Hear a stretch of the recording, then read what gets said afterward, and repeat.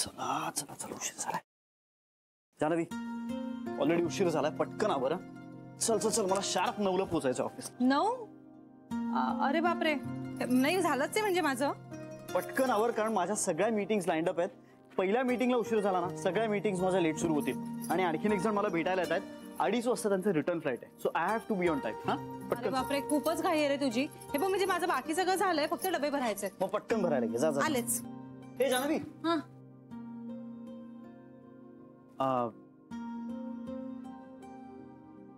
तुला ती मूर्ती आवडली?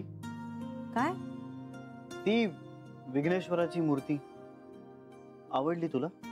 हो, छान आहे. आर्जींचं सुद्धा आई आजीवर तितकंच प्रेम असेल का ग, जितकं माझं माझ्या आईवर आहे? असणारच. शेवटी आई आहेत ना त्या त्यांच्या. आणि आपल्यालाही दिसतच की. तू असं का विचारतोयस? नाही, ते माझ्या जान्हवी, तू जा ना ग, डबे भरायला घे. मी येतोच, निघूया आपण. हा हा मनीष, हा एकदा प्रेझेंटेशनचा फक्त रिव्ह्यू घे आणि नंदनला सांग की कॉन्फरन्स रूम सेटअप करून ठेव. हो हो, मी वेळेत पोहोचतो. या, बाय.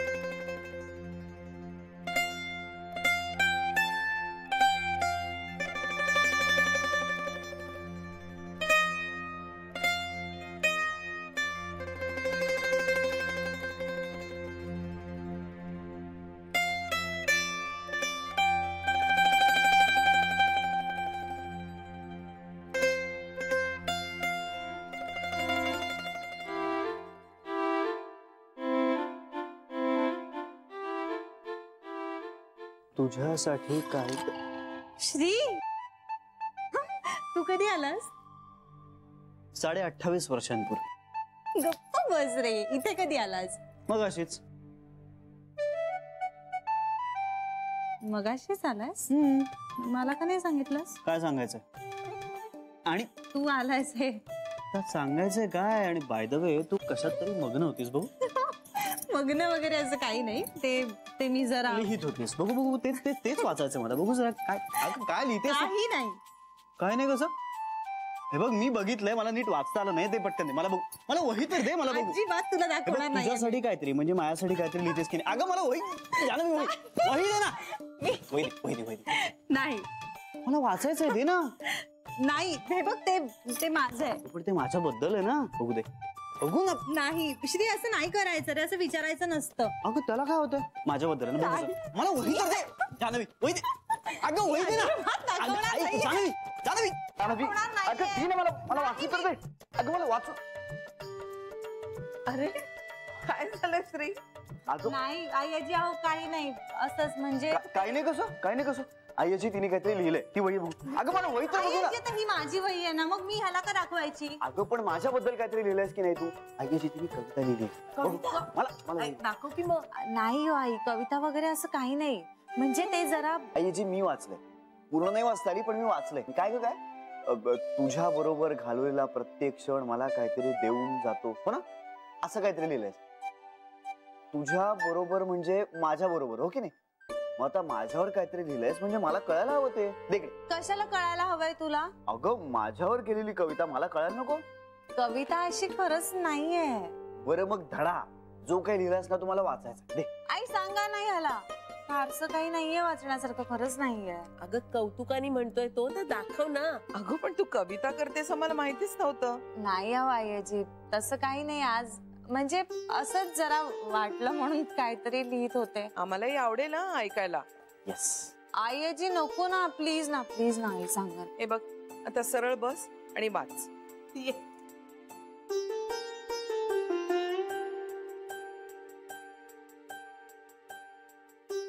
बरं पण मी कविता नाही केली आहे. दुसऱ्यांच्या कविता वाचायला आवडतात मला, पण मला म्हणजे असंच मनात आलं काहीतरी म्हणून मी लिहित होते. तेच ते वाच.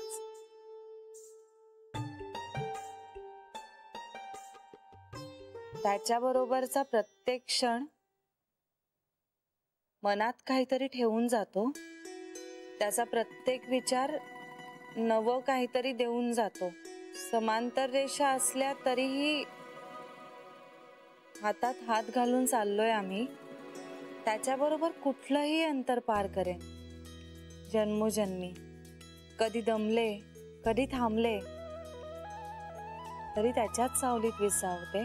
कधी रुसले, कधी खचले तरी त्यालाच मनातलं सगळं सांगते. प्रेमही त्याच्यावर, रुसवाही त्याच्यावर. त्याच्याशिवाय कोण आहे माझं? जीव ओवाळेन त्याच्यावर.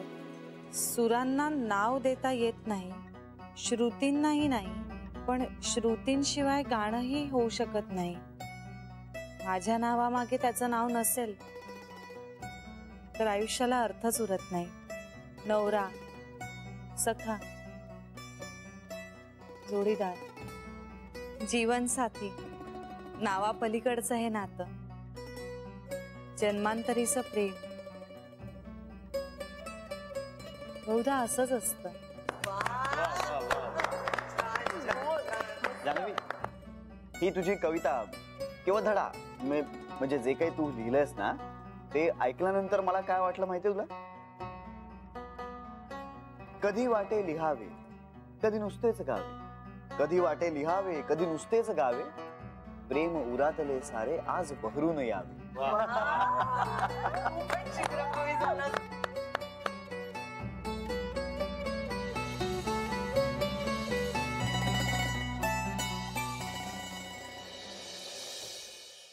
हो, उद्या ऑफिसमध्ये भेटूया आपण. हो, नाही नाही, तुम्ही तुमची लिस्ट घेऊन या, मीही माझे मीटिंगचे पॉइंट्स काढून आणतो. ओके. अहो नाही, मी तुम्हाला सांगतोय ना, आपण उद्या भेटूया. हा, ऑफिसमध्ये भेटूया. Bye bye, good night. झालं का? बोट दुखायला लागली? नाही रे, छान व्यायाम होतोय बोटांना. तुझं फोनवरचं बोलणं झालं का म्हणून विचारलं मी.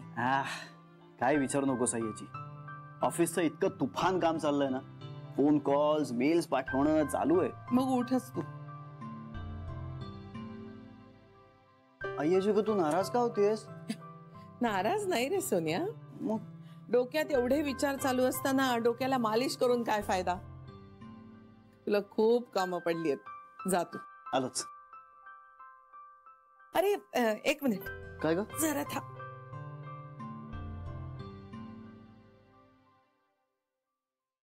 जरा या फाईल्स सेफ मध्ये ठेवून दे ना जाता जाता. कसला पाहिजे?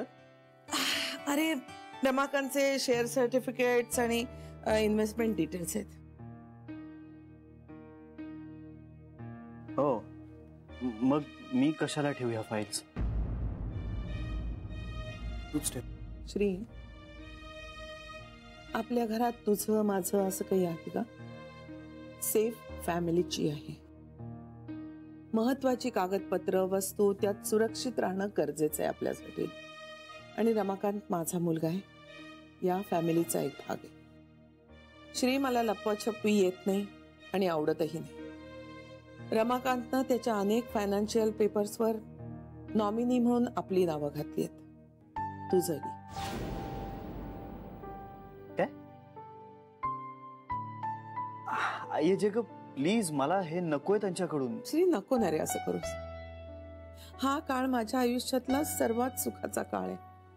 माझी मुलं माझ्या डोळ्यासमोर आहेत, त्यांचे आयुष्य सुखात आहेत. आणखीन काय हवंय मला? नको ना त्याला गालबोट लावूस. आई जे ग, मी गालबोट लावतोय? मग का छोट्या छोट्या गोष्टींना नकार देतोयस तू? माझ्या आनंदासाठी हे मान्य कर प्लीज. गोखल्यांच्या घरात आज जेवढा आनंद आहे ना, तो यापूर्वी कधीही नव्हता. या घरातले संसार टिकत नाहीत हे खोटं ठरलेलं आहे. गेलेली माणसं परत आलेली आहेत. कसल्याही कलहाविना हे घर सुखात राहावं एवढी एकमेव इच्छा आहे माझी. श्री, मला सुखानं डोळे मिटायचे, अतृप्त इच्छा मनात ठेवून नाही. हे सगळं असं असतानाच मला मरण यावं अशी इच्छा आहे माझी. तुझे आजोबा वाट बघतायत. आयजी, तू सांग त्यांना की आणखीन खूप वर्ष आहेत म्हणावं. इतक्या लवकर काही हे मला इथून निघायची परवानगी देणार नाहीये. कळलं तुला? अरे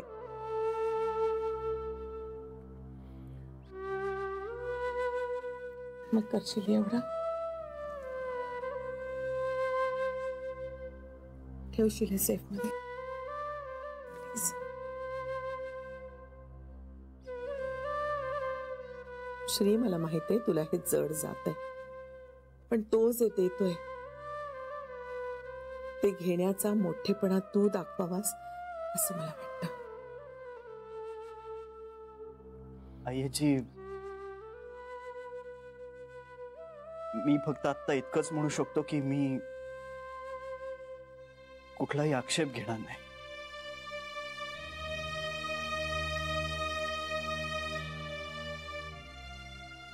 थँक्यू.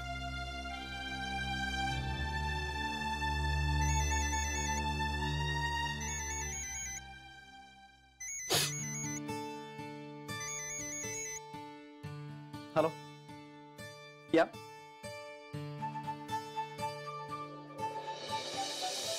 तुम्हाला माहितीये का, श्रीनं अजून जान्हवीला हनीमून साठी सुद्धा नेलं नाहीये. ती समजूतदार आहे हो. पण म्हणून काय झालं, तुम्ही यायच्या आधी आम्ही पिकनिकला गेलो होतो ना, ते सुद्धा जान्हवी बरोबर आम्ही सगळ्यांनी हट्ट धरला होता. तेव्हा यायला तयार झाला तो. तेच ग, तरुणपणी काम करण्याची, कष्ट करण्याची नशाच एक वेगळी नशा असते. अगदी ब्रेक नसलेल्या गाडीसारखी अगदी सुसाट पळत असतात तरुणपणी माणसं. म्हणून मला असं वाटतं की कुठेतरी ब्रेक लावायला हवा. ही जी वर्ष असतात ना, ती दोघांच्या नात्याच्या दृष्टीतनं खूप महत्वाची असतात ग. मला असं वाटतं की आई वडील म्हणून आपण त्यांच्या गरजा समजून घ्यायला हव्यात. नाही वाटत तुला? आय थिंक की मी ज्या चुका केल्यात ना, त्या चुका श्रीनं रिपीट करू नयेत. हे बघ, यातलं कुठलंही पॅकेज देऊया त्याला.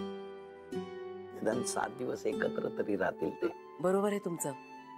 मागे आम्ही 1-2दा असा विषय काढला होता, पण तेव्हाही त्यांनी खूप काम आहे, आता वेळ नाही असं म्हणून आमचं म्हणणं उडवून लावलं होतं. असं कर, तूच दे त्याला हनीमून पॅकेज.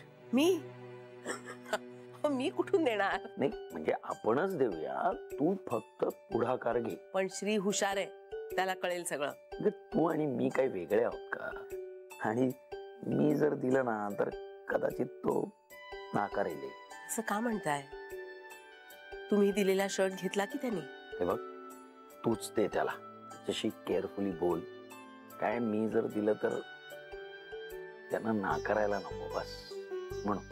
बरोबर आहे तुमचं म्हणणं. श्री आणि जान्हवीनी 4 दिवस तरी कुठे बाहेर गेलंच पाहिजे.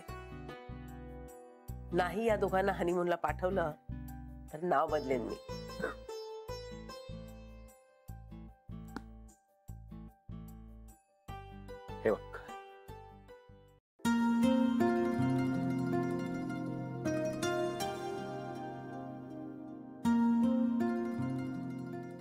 हे बघ, झोप लागत नाहीये? मळमळत आहे खूप.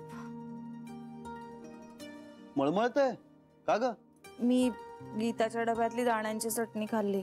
मग काय, त्या चटणीने मला त्रास होतो माहित नाहीये का तुला? अरे हो, पण मग कशाला खायची एवढी चटणी? ती खूप टेम्पटिंग होती आणि मग मला नाही राहवलं. तिचा अर्धा डबा मीच खाल्ला. आता त्रास होतोय पण खूप. बरं, आता मी काय करू मग सांग मला. तुला खायला आणून देऊ का थोडं? तुझं डोकं चिपून देऊ? नको. तू औषध घेणार आहेस का? मला नाही आवडत औषध घ्यायला. अरे देवा. तू थंडगार दूध पिशील थोडं?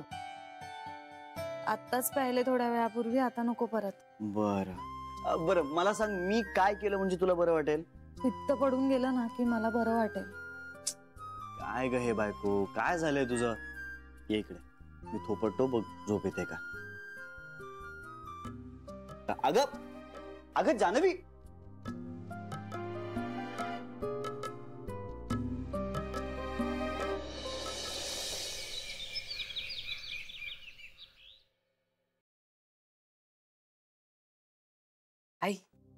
चहा. सॉरी हा, थोडा उशीर झाला आणायला. तुझी फार धावपळ होते का ग? मला सांग ना काहीतरी करायला. नाही हो आई, म्हणजे सुरुवातीला या बाहेर जायला लागल्या ना तेव्हा पहिला आठवडाभर खूप धावपळ झाली, पण आता मस्त घडी बसले, जमतंय मला सगळं. मला खात्री होतीच, जितकी जागा मिळेल तितका पसारा वाढतो आणि जितकं काम अंगावर पडेल माणूस ते करतोच. बहिणी बहिणी आई आई पडलं. कोण पडलं, कुठे पडलं, कस? स्वप्न पडलं. हात तुझी. स्वप्न? अगं मग माणूस पडल्यासारखी काय ओरडत आलीस? माणसाबद्दल स्वप्न पडलं ना, असं ना आत्ता डोळ्यासमोर सगळं घडते की काय असं वाटत होतं. शी, उगाच जाग आली. आतापर्यंत छान चालू राहिलं असतं.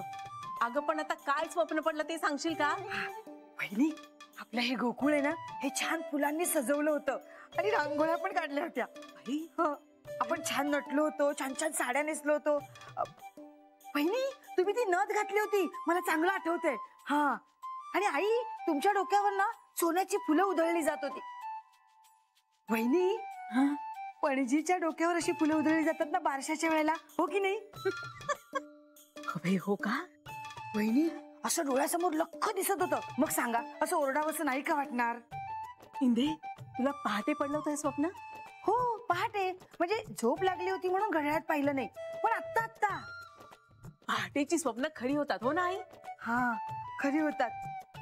बहिणी, आपण सांगूया का श्री आणि जान्हवीला आता या घरात पाळणा हलू दे म्हणून? इंदे, असं झालं ना तर माझी सगळी स्वप्न खरी होतील बघ. मग सांगूया ना, बोलूया त्यांच्याशी. एक मिनिट. इंदू, नर्मदा, तुम्ही या बाबतीत त्यांच्याशी बोलायचं नाही. आई, पण नुसतं सुचवायला काय हरकत आहे?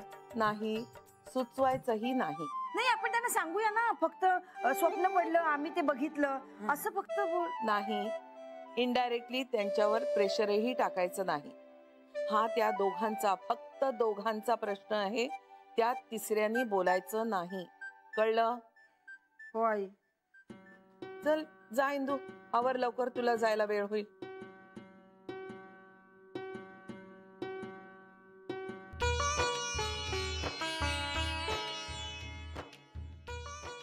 नर्मदा, नसता विचार करू नकोस. कळलं ना मी काय सांगते ते? जा कामाला.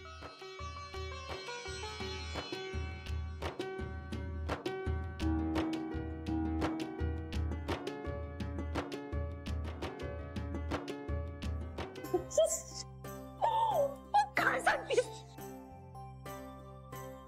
सगळ्यांना ऐकू जाईल ना? काय सांगतेस पण तू हे? इंदू वहिनींना खरंच असं दिसलं? हो, अगदी प्रत्यक्ष घडताना बघितलं असं म्हणाली. अगं ताई, आई, अगं पहाटेची स्वप्न खरी होतात. खरंच तरी मला ना काही सुखे नसत झालंय. म्हणजे ते म्हणतात ना, आनंदाने वेडे बिसी झाले, तसं झालंय माझं. अगं श्री आणि जान्हवीचं बाळ, म्हणजे आपण आनंदाने वेड्या पिशाच होणार ना. खरंच तरी ते असं भरभरून दोन्ही हाताने देतो ना, तसं झालंय. सगळी अत्यानंद महाराजांचीच कृपा आणि योगायोग. माहितीये का तुला? मी तुला त्या पुण्याच्या वधूवर सूचक मंडळाच्या बद्दल बोलले होते ना, त्यांचा फोन आला होता ग. हो हो, काय म्हणाले? त्यांनी भेटायला बोलवलंय आणि त्यांच्या बोलण्यावरून मला असं वाटतंय ही नोकरी मला मिळेल. सरे खरंच उपकार झाले नाही. असा पगार थोडा कमी आहे, पण मला अनुभवच हवा होता ना, म्हणून मी हो म्हटलं.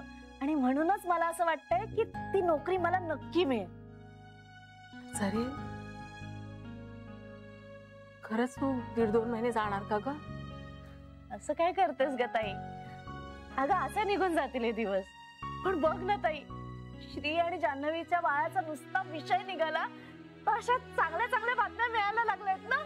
सरे तुला म्हणून सांगितलंय, जाऊन आता सगळ्यांकडे बोंबाबोंब करू नकोस. नाही.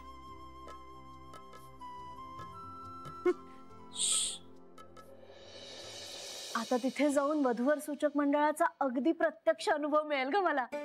आणि तो मिळाला की काय मी लगेच परत येईन.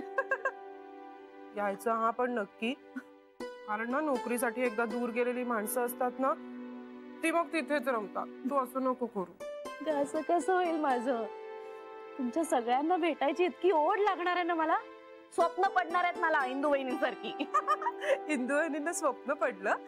हो ना ग, मनी वसे ते स्वप्नी दिसे असं म्हणतात ना. आपल्या घरात कसं एका मागोमाग एक आनंदाच्या बातम्या येत आहेत, त्यामुळे तसंच स्वप्न पडलं इंदू वहिनींना. ए खरंच ग, सध्या ना आपल्या घरात खूप छान छान गोष्टी घडतात. सगळीकडे ना असा आनंद आहे का, म्हणूनच तर इंदू वहिनींना श्री आणि जान्हवीच्या बाळाची चाहूल लागली.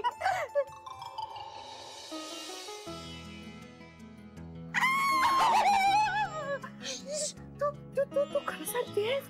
मी खरं सांगते, पण तू विसरून जा, हे सुद्धा विसरून जा प्लीज. चालेल चालेल, मी विसरेन, मी सगळं विसरेन. पण आधी काय विसरायचं ते तर आधी नीट सांग ना मला. असं काय करतेस ग? सांग ना काय झालंय. अगं इंदू वहिनींनी ताईला सांगितलं आणि ताई तर आनंदाने वेडीपिशी झाली होती. कुणी होईल ग. हो ना, ए मग बरोबर आहे, आता तर तुझा जीवच लागणार नाही पुण्यात. तेच तर म्हणत होते ना मी. विघ्नेश्वरा, तुझी कृपा अशीच ठेव रे बाबा सगळ्यांवर. शरे, पण हे फक्त तुझ्या आणि माझ्यातच ठेवायचं हा, कुणालाही सांगायचं नाही. नाही ग. चल आता मी जाते, काम सगळी खोळंबली. प्लीज शरे, बोलू नकोस ग बाई.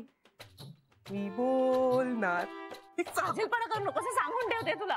नाही सांगणार, नाही सांगणार, मी विसरले. नक्की? हो नक्की.